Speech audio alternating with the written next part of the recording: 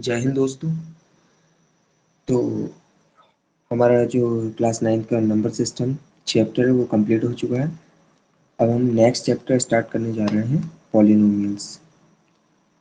तो सिंपली बहुत से स्टूडेंट्स ये सोचते हैं कि एक्सप्रेशन सॉल्व करना, ये सब करना बहुत बहुत ही डिफ़िकल्ट है।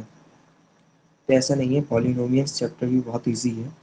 सिंपली फर्स्ट मैं इंट्रोडक्शन पार्ट आपको करवा रहा हूँ इस वीडियो में, फिर उसके बाद में हम बात करेंगे आर.डी. शर्मा सॉल्यूशंस की, जैसे कि हमने नंबर सिस्टम में बात की थी। तो फर्स्ट टॉपिक है polynomials in one variable. One variables में पॉलिनोमियल क्या होते हैं, ठीक है। तो सिंपली फर्स्ट हमें पता होना चाहिए पॉलिनोमियल्स होते क्या है। तो पॉलिनोमियल जो वो एक एक्सप्रेशन होती है दो या दो से ज़्यादा एल्जेब्रिक टर्म्स की, जो कि वेरिएबल्स को रेज करता है नॉन नेगेटिव इंटीग्रल पावर्स में। तो उन्हें हम क्या कहते हैं, पॉलिनोमियल्स कहते हैं। अब बात करते हैं कि हम पॉलिनोमियल्स के टाइप्स कितने होते हैं। तो पॉलिनोमियल्स के बहुत सारे टाइप्स होते हैं, जैसे कि यहाँ पे मोनोमोन मोनोमोन सॉरी मोनोमियल होता है। वो एक्सप्रेशन जिसमें एक ही टर्म है वो मोनोमियल होती है, जैसे कि यहाँ पे दे रखा है p x is equals to x. और बाइनोमियल्स वो होते हैं जिसमें टू टर्म्स हैं, x square plus two x. आपको स्क्रीन पे शो हो रहा है, ठीक है। फिर उसके बाद में ट्राइनोमियल्स की बात करते हैं। ट्राइनोमियल्स में थ्री टर्म्स होती हैं, जैसे कि यहाँ पे एग्जांपल है स्क्रीन पे, x four plus three x square minus four, ठीक है। तो इसके पास में कितनी टर्म्स है, थ्री टर्म्स है। एक एक्स स्क्वायर फोर है, एक थ्री एक्स स्क्वायर है और एक माइनस फोर है। तो इसीलिए इसको ट्राइनोमियल कहा गया है। अब एक होता है हमारे पास में कांस्टेंट पॉलिनोमियल। तो सिंपली जो p x is equal to c है, सी यहाँ पे हमारा कांस्टेंट है और इसी को हम क्या कहते हैं, इसी अलजेब्रिक एक्सप्रेशन को हम क्या कहते हैं, कांस्टेंट पॉलिनोमियल कहते हैं। तो द कांस्टेंट पॉलिनोमियल जीरो, अगर कांस्टेंट पॉलिनोमियल जीरो होता होगा, अगर सी की वैल्यू जीरो हो जाए तो उसे हम जीरो पॉलिनोमियल कहेंगे, ठीक है। अब बात करते हैं हम डिग्री ऑफ पॉलिनोमियल की। तो सिंपली डिग्री ऑफ पॉलिनोमियल क्या होता है, डिग्री ऑफ पॉलिनोमियल एक हाईएस्ट डिग्री होती है इंडिविजुअल टर्म्स की, जो कि नॉन जीरो कोफिशिएंट्स के साथ में होती है, यानी कोफिशिएंट जीरो नहीं होंगे। और उस डिग्री की जो टर्म होगी वो एक्सपोनेंट्स का सम होगी, किनकी, वेरिएबल्स की, जो कि हमें दिखते हैं, ठीक है। अब for polynomial in one variable, the highest power of the variable is the polynomial is the degree of the polynomial, ठीक है। तो एक वेरिएबल के लिए अगर डिग्री की बात की जाए तो हाईएस्ट पावर जो होती है वेरिएबल की, वही पॉलिनोमियल डिग्री होती है पॉलिनोमियल की, ठीक है। तो यहाँ पे देखिए f x is equal to x square minus nine x cube plus two x की पावर एट माइनस सिक्स। एक पॉलिनोमियल दिया है, आपको इसकी डिग्री बतानी है। तो उन्होंने कहा किसी इंडिविजुअल कोफिशिएंट की अगर जो हाईएस्ट पावर है वही उसकी डिग्री होती है। तो हाईएस्ट पावर यहाँ पे क्या है, एट। तो ये पॉलिनोमियल डिग्री हो गई। अब पॉइंट्स हैं, उसको नोट करने वाले पॉइंट्स हैं। जो नॉन जीरो कांस्टेंट पॉलिनोमियल होता है उसकी डिग्री जीरो ही होती है, और जीरो पॉलिनोमियल की डिग्री जो होती है वो डिफाइन नहीं होती है, ठीक है। ये याद रखना, ये इंपॉर्टेंट टर्म्स है। अब जो पॉलिनोमियल्स हैं वो डिग्री के बेसिस पे किस तरीके से क्लासिफाइड है उसके बारे में हम बात करते हैं। तो classification of polynomials according to their degree. तो जो है जिसकी एक डिग्री है उसे हम कहते हैं लीनियर पॉलिनोमियल। जैसे कि आप एग्जांपल देखिए, p x is equal to x minus two, जी क्या है, एक लीनियर पॉलिनोमियल है। अब डिग्री टू पॉलिनोमियल की बात करते हैं तो वो एक सिंपली क्वाड्रेटिक पॉलिनोमियल उसे कहते हैं, और उसका एग्जांपल इस प्रकार से होता है, p x is equal to x square minus three x plus four, जी एक क्वाड्रेटिक पॉलिनोमियल है।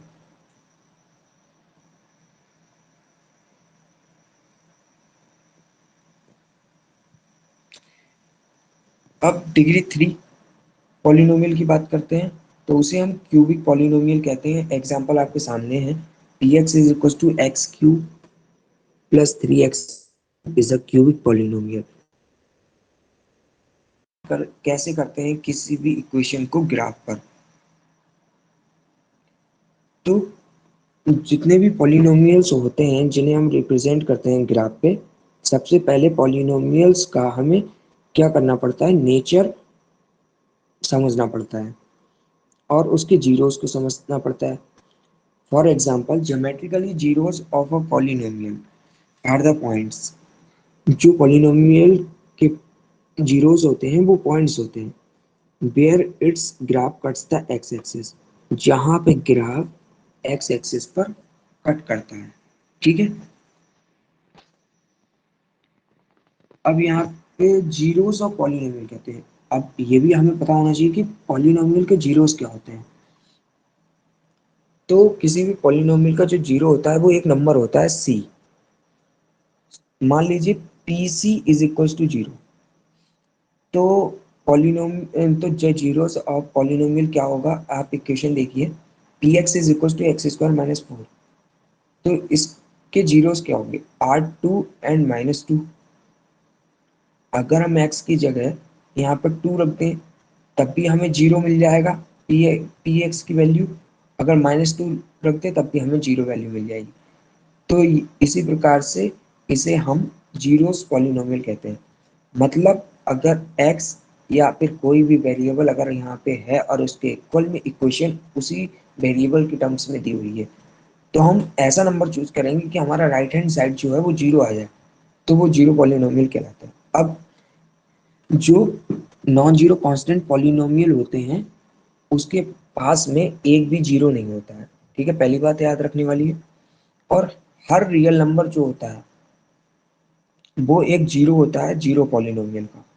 ठीक है, अब बात करते हैं नंबर ऑफ जीरोस की। In general a polynomial of degree n has at most n zeros. जितनी डिग्री होगी पॉलिनोमियल की उतने ही उसके जीरोस होंगे। मान लीजिए अगर n डिग्रीज है तो n जीरोस, 8 डिग्रीज है तो 8 जीरोस। और यहाँ पे 3 पॉइंट्स है, इसको ध्यान से देखिए। जो लीनियर पॉलिनोमियल होता है उसका एक ही जीरो होता है, 1 जीरो। जो क्वाड्रेटिक पॉलिनोमियल होता है उसका 2 जीरो। जो क्यूबिक होता है उसका 3 जीरोस। ठीक है, अब हम बात करते हैं रिमाइंडर थ्योरम की। तो सिंपली रिमाइंडर थ्योरम क्या है, जो एक लॉन्ग डिवीजन मेथड होता है। ठीक है, एक पॉलिनोमियल को दूसरे पॉलिनोमियल से डिवाइड करने का। तो सिंपली इसको करने का क्या है, आप ये जो आपको ब्रीफ में दिया हुआ है ये आप पढ़ लीजिएगा ध्यान से, स्क्रीन पे शो हो रहा है। मैं डायरेक्ट आपको बताता हूँ। जैसे मान लीजिए ये यहाँ पे है -x³ plus 3x² minus 3x+5। अब इसको डिवाइड कर रहे हैं -x² प्लस x-1 से। तो क्या करेंगे, -x³ को सबसे पहले हम -x² से डिवाइड करेंगे। हमारे पास में रिमाइंडर क्या बचेगा डिवाइड करने के बाद, x। तो हमने उसे ऊपर लिख दिया। अब जो x है उसको हम दोबारा मल्टीप्लाई कराएंगे जिससे हम डिवाइड करवा रहे हैं। अब हमने दोबारा मल्टीप्लाई करवाया x को -x² से, तो आ गया -x³। उसको नीचे लिख देंगे क्यूब क्यूब वाले के। और फिर x को हमने x से करवाया तो यहाँ पे लिख दिया x²। फिर हमने 1 से करवाया तो -x। ऐसे सिंपली जितनी भी पावर होगी मल्टीप्लाई करने के बाद में उन टर्म्स के नीचे इन्हें रखते जाएंगे। और सिंपली अब क्या करेंगे, इनके साइन चेंज कर देंगे। अगर माइनस है तो उसको प्लस कर देंगे, प्लस है तो माइनस कर देंगे।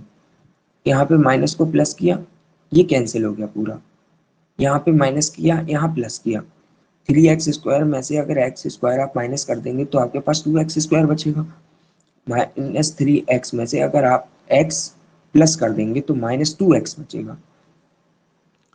अब फिर जो बची हुई हमारी टर्म है +5, उसे ऐसे ही एज इट इज नोट कर लिया तो हमारे पास में इक्वेशन आ गई 2x² माइनस 2x+5। अब बिल्कुल सेम तरीके से उसी प्रकार से चलेंगे। अब -x² से हम 2x² को डिवाइड करेंगे तो हमारे पास में जो है क्या रिमाइंडर बचेगा, -2 बचेगा। और -2 को दोबारा जिससे हमने डिवाइड किया है उस पूरी इक्वेशन को हम मल्टीप्लाई करेंगे। 2 से -x² को मल्टीप्लाई किया तो माइनस माइनस जो साइन है वो प्लस हो गया। और 2x² आ गया, तो उसके नीचे रख दिया हमने x² के टर्म्स के नीचे। अब फिर हमने x से किया तो 2x, माइनस से कर रहे हैं तो इसलिए प्लस माइनस क्या होता है, माइनस होता है। हमने x सिंगल वेरिएबल के नीचे रख दिया -2x, ठीक है। फिर उसके बाद में -2 की हम -1 से करेंगे तो माइनस माइनस प्लस, और इंटू 2 × 1 तो क्या हो गया +2। अब सिंपली हम इनके साइन चेंज कर देंगे तो डिवाइड हो जाएगा, 2x² तो 0 हो जाएगा पूरा, -2x वो भी। अब बचा यहाँ पे 3। अब जो यहाँ पे 3 बचा है, अब यहाँ पे रिमाइंडर कुछ बच गया है, तो इसी को हम रिमाइंडर थ्योरम कहते हैं। इसी प्रकार से इसको सॉल्व करते हैं। अब हम बात करेंगे कि रिमाइंडर थ्योरम असल में उसकी डेफिनेशन क्या होती है। व्हेन अ पॉलिनोमियल f(x), मान लो कोई पॉलिनोमियल है f(x), ठीक है, ग्रेटर डिग्री का, या तो वो 1 के इक्वल है या फिर ग्रेटर है, ठीक है, is divided by linear polynomial, किसी लीनियर पॉलिनोमियल से डिवाइड करवाया जाता है x - a से। The remainder is equal to the value of f a. और मान लो उसका जो रिमाइंडर आया वो एफ ए की वैल्यू के इक्वल आ गया, ठीक। और अगर एफ ए 0 है देन x - a जो क्या होगा, वो एक फैक्टर होगा पॉलिनोमियल एफ एक्स का। समझ रहे हैं एफ एक्स? आप यहाँ ऊपर वाला एग्जाम्पल जो मैंने अभी करवाया था आप उसे देख लीजिए। एफ एक्स आप चाहें इसे मान लीजिए -x³ + 3x² - 3x + 5। और जो x - a की बात कर रहे हैं ना, वो जिससे हम डिवाइड कर रहे हैं, जिस प्रकार से हम इसमें डिवाइड कर रहे हैं -x² + x - 1, उसी प्रकार से, ठीक है। तो सिंपली ये तो रिमाइंडर थ्योरम की बात थी। अब बात करते हैं फैक्टर थ्योरम क्या होता है। तो अगर px एक पॉलिनोमियल है ग्रेटर डिग्री का या फिर 1 के इक्वल है, और a जो है वो कोई रियल नंबर है, देन जो x - a है वो फैक्टर होगा किसका, px का। अगर जो पी ए की वैल्यू क्या आ जाए, 0 आ जाए। सिंपल रिमाइंडर थ्योरम की ही तरह डेफिनेशन है, बट यहाँ पे इन्होंने चेंज कर दिया है, इसका नेम फैक्टर थ्योरम कर दिया। बात एक ही कह रहा है बट टॉपिक्स अलग अलग है। नाउ अब हम बात करते हैं फैक्टराइजेशन और पॉलिनोमियल्स की। पॉलिनोमियल्स का हम फैक्टराइजेशन कैसे करते हैं, ठीक है।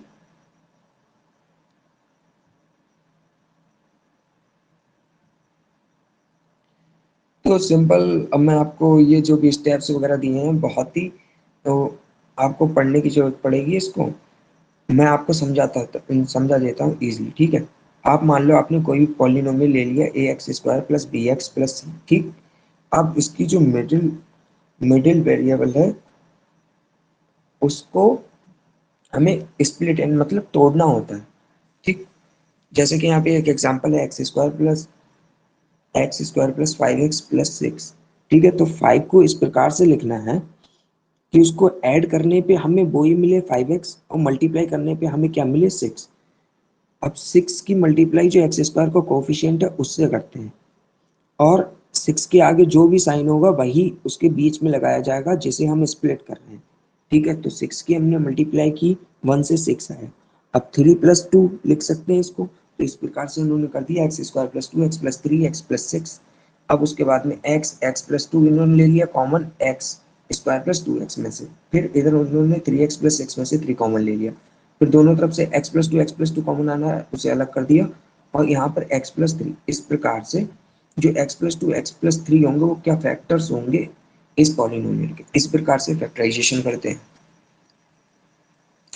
अब factorization of quadratic polynomials, factor theorem और फैक्टर थ्योरम की बात करते हैं, ठीक है। तो यहाँ पे कोई भी क्वाड्रेटिक पॉलिनोमियल हो गया, मान लीजिए हमें 2 नंबर्स फाइंड करने हैं p एंड q, ठीक, सच दैट एफ पी जो है वो f q is equal to 0 है। Let us factorize the quadratic polynomial. अब हमने कोई एक पॉलिनोमियल ले लिया x² - 3x + 2। तो यहाँ पे हमने क्या किया, अब हम यहाँ पे रखेंगे नंबर्स को और चेक करेंगे कि राइट हैंड साइड 0 आ रहा है कि नहीं आ रहा है। अगर 0 आ रहा है तो वो उसका फैक्टर होगा। तो यहाँ पे 2 रख के देखा 0 आया तो इसका ये फैक्टर हो गया x - 2।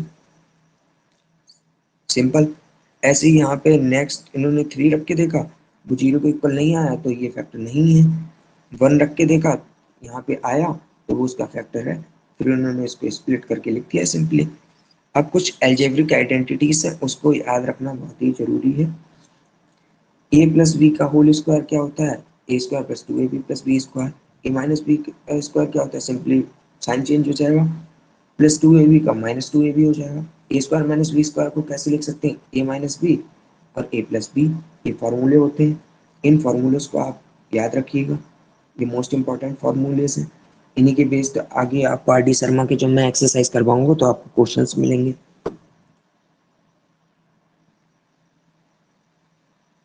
और ये लास्ट फॉर्मूला है ए माइनस बी का cube, a cube minus b cube minus three a b into a minus b, a cube plus b cube plus c cube minus three a b c. इस प्रकार से right hand side में ये होता है हमारा formula. तो ये तो इंट्रोडक्शन पार्ट पॉलिनोमियल्स का एंड हो गया है। अब हम एक्सरसाइज की बात करेंगे नेक्स्ट वीडियो में। अगर आपको वीडियोस अच्छी लगे तो आप इसको लाइक कमेंट शेयर और मेरे चैनल को सब्सक्राइब जरूर करिएगा। Thank you so much for watching.